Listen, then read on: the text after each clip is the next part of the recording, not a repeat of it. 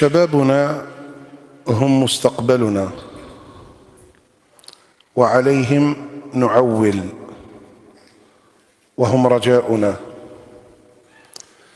نفرح بهم إذا تابوا وأنابوا وعادوا إلى خالقهم وبارئهم، ونحزن لما نراهم في المعاصي والموبقات والسيئات. يا شبابنا، هيا إلى المعالي، احرصوا على ما ينفعكم، استعينوا بالله،